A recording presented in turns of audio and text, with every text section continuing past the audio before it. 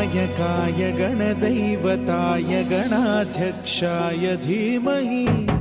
गुणशरीराय गुणमण्डिताय गुणेशानाय धीमहि गुणातीताय गुणाधीशाय गुणप्रविष्टाय धीमहि एकदन्ताय वक्रतुण्डाय गौरीतनयाय धीमहि गजेशानाय भालचन्द्राय श्रीगणेशाय धीमहि